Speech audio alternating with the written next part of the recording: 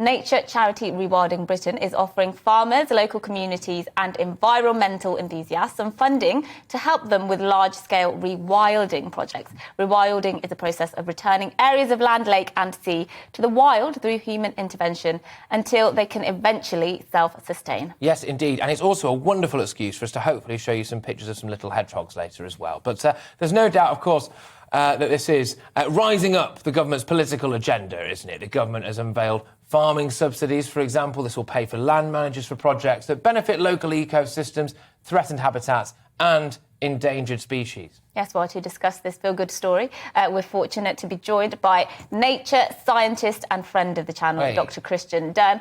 Good morning, Christian. So explain all of this to us. Explain this rewilding.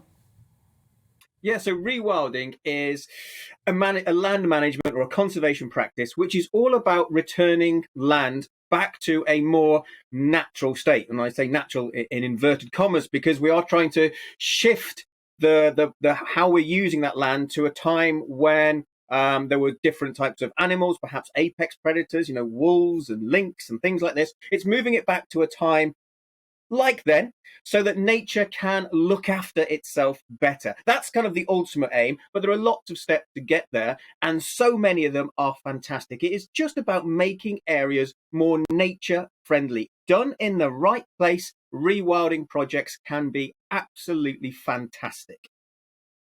Yeah, and it is very, very important. Obviously it is, and I think, like we said, it is creeping up the political agenda. Do you think we'll ever actually really fully achieve it? And also, as well, is it a very delicate balancing act? Because, if you reintroduce something into somewhere, that has a knock-on effect. It all ties in, doesn't it?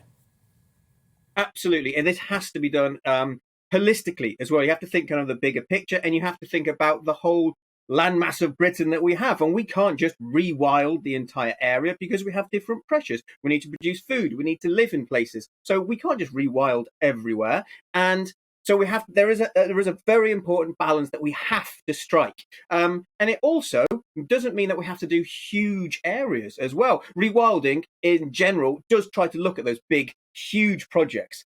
Big landscape projects. But actually, we can all really, in our towns and our cities, get involved with rewilding.